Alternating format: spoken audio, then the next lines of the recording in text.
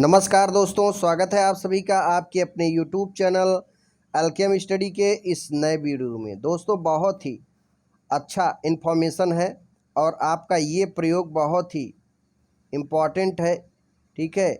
और ये लिखने के लिए आता है, इसलिए पूरा वीडियो को देखिए। अगर आप इसका PDF पाना चाहते हैं तो इसका PDF Alkem study Telegram channel से जुड़ें और वहाँ पे जाके इसका PDF डाउनलोड करके अपने फाइल में लिख सकते हैं, ठीक है। पूरा PDF Alkem study Telegram channel पर उपलब्ध है, ठीक है। तो आप उसको ज्वाइन करिए और इस चैनल को फॉलो करिए ताकि जितना भी प्रैक्टिकल हो, वाइवा हो, उसका पूरा तैयारी इस पर कराई जा रही है। साथ ही साथ वाइवा की तैयारी भी इस पर कराई जा रही है कि आपको वाइवा कैसे देना है, प्रैक्टिकल कैसे करना है, ठीक है। तो दोस्तों, यहाँ पर आप देख रहे हैं, सबसे पहले आपको क्या करना पड़ेगा। सबसे पहले दोस्तों आपको क्या करना पड़ेगा, ज़रा ध्यान दीजिएगा। सबसे पहले यहाँ पर देखिए, जो उद्देश्य है यानी ऑब्जेक्ट, एक्सपेरिमेंट 1, 2 जो भी आप लिखना होगा लिखिएगा, उससे मतलब नहीं है। बट यहाँ पे जो ऑब्जेक्ट है, विभिन्न जलाशय से जल एकत्रित करके उसके pH एवं उसमें उपस्थित जीवों का अध्ययन करना, ठीक है। तो उसमें उपस्थित जीवों का अध्ययन करना है। यहाँ पे कैसे करना है, ज़रा ध्यान दीजिएगा दोस्तों। इसमें एक आवश्यक सामग्री लेना है, रिक्वायर मटेरियल्स लेना है, परखनलियाँ लेनी है, स्लाइड सूक्ष्मदर्शी लेना है, pH पेपर लेना है, जल का नमूना यानी pH तुलनात्मक बॉक्स BD लेना है, H यूनिवर्सल इंडिकेटर लेना है, अमोनियम मोलिडेशन लेना है, ठीक है, मिथिलेन लेना है। और ये देख रहे हैं हम ना, सारी चीज़ें यहाँ पर दी गई हैं। ब्लू ग्लिसरीन लेना है इत्यादि। उसके बाद आपको सिद्धांत में आ जाना है, ठीक है। सिद्धांत में क्या क्या लिखना है दोस्तों। सिद्धांत में आपको लिखना है, जल के प्रदूषण होने का मुख्य कारण औद्योगिक अपशिष्ट विभिन्न प्रकार के रासायनिक उर्वरक होते हैं जो बहते हुए जल से मिलते हैं। चमड़ा, कपड़ा व उर्वरक उद्योग से निकलने वाले हानिकारक रासायनिक नदी में छोड़ दिए जाते हैं, जिससे संपूर्ण जल प्रदूषित हो जाता है दोस्तों, ठीक है। अब आगे बढ़ेंगे तो आगे यहाँ पे दिया गया है, सामान्यतः जलाशय शैवाल, जीवाणु एवं प्रोटोजोआ के रहने के लिए अनुकूल होते हैं। जलाशय में उपस्थित जीवित जीवों का अध्ययन सूक्ष्मदर्शी की सहायता से करते हैं। फिर आ जाइए यहाँ पे, जल का pH मान ज्ञात करने की 2 विधियाँ। तो इसके 2 विधियाँ हैं, कैसे करना है। देखिए, pH मीटर की सहायता से, दूसरा तुलनात्मक बास की सहायता से। आगे बढ़ेंगे, मीटर की सहायता से कैसे करेंगे दोस्तों। तो मीटर की सहायता से, यहाँ पे मीटर की सहायता से जल का pH मान इस विधि से, pH मीटर एक विद्युत चलित उपकरण होता है। इसका जो पॉइंटर होता है, उपकरण की खुंडियों को घुमाकर 7 पर अंकित कर देते हैं। तत्पश्चात pH मीटर के इलेक्ट्रोड को कपास और कागज़ की सहायता से साफ करते हैं। इलेक्ट्रोड कांच के होते हैं, इसमें पोटेशियम क्लोराइड भरा होता है, ठीक है। आगे बढ़ेंगे दोस्तों,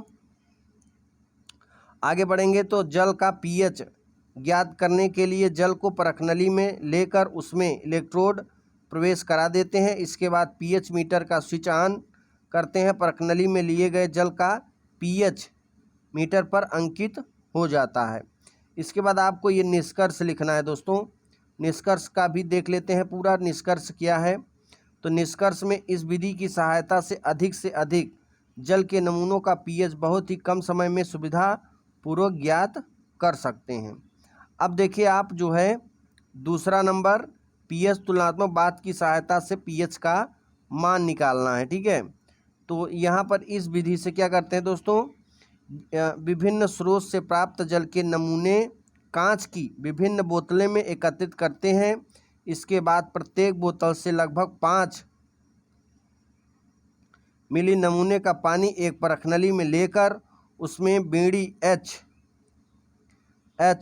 यूनिवर्सल इंडिकेटर की कुछ बूंदें मिला देते हैं, परख नली में जल का रंग बदल जाता है। इस रंग की तुलना पीएच तुलनात्मक बॉक्स की स्टैंडर्ड कलर डिस्क से करते हैं, पीएच की गणना कर लेते हैं। फिर देखिए ये निष्कर्ष है, ठीक है। निष्कर्ष में क्या करेंगे दोस्तों, तो निष्कर्ष में यहाँ पे आप देख रहे हैं लिखा हुआ है, ठीक है। निष्कर्ष में जल का पीएच ज्ञात करते समय स्पष्ट होता है कि जल अम्लीय, क्षारीय अथवा उदासीन है, ठीक है। आगे बढ़ेंगे तो यहाँ पर लिखा हुआ है दोस्तों, जलाशय से एकत्रित जल में जीवित जीवों का अध्ययन करना, ठीक है। फिर विधि में अगर देखेंगे तो यहाँ पे 1 2 3 4 5 विधियाँ हैं। सारी विधियों को लिख लेना है। इसका PDF अगर पाना चाहते हैं एल्केम स्टडी टेलीग्राम चैनल से जाके अपलोड कर सकते हैं। अब देखिए विभिन्न आसपास विभिन्न जो जीवाणु होते हैं उसके बारे में जानकारी लेना है। तो जीवाणु बैक्टीरिया जो होते हैं वर्गीकरण, फिर जगत लिखना है, फिर उपजगत लिखना है, फिर संघ लिखना है, फिर वर्ग लिखना है, फिर वंश लिखना है। इन सारों को बनाना, फिगर भी है दोस्तों, तो आपको ये सारे फिगर भी बनाने हैं, ठीक है ना। बिना फिगर के अगर करेंगे तो समझ लीजिए आपका सारा काम सिस्टम गड़बड़ हो जाएगा, कुछ नंबर मिलने वाला नहीं है। पूरा फिगर बनाना पड़ेगा जो भी है यहाँ पे, ठीक है। तो ये आपका फिगर है, इस तरीके से ये फिगर आप बना सकते हैं, ठीक है। आगे बढ़ेंगे दोस्तों। लक्षण की बात करें, अगर लक्षण की बात करें दोस्तों, तो यहाँ पर जो है लक्षण क्या है जरा देखिए। इसमें लक्षण पहला नंबर जीवाणु एक कोशिका सूक्ष्मदर्शी जीव होते हैं। दूसरा नंबर जीवाणु या तो एकल या श्रृंखला या कॉलोनियों के रूप में होते हैं, ठीक है। पश्चभामिका उपस्थित होते हैं। जीवाणुओं के वास्तविक केंद्र का अभाव होता है। इनमें माइकोकांडिया, काल्जिया इत्यादि का अभाव होता है दोस्तों, ठीक है। अब नेक्स्ट देखेंगे, नेक्स्ट ओलिटोरिया में सेम वही चीज़ करना है, जगत उपजगत संघ वर्ग वंश, ठीक है।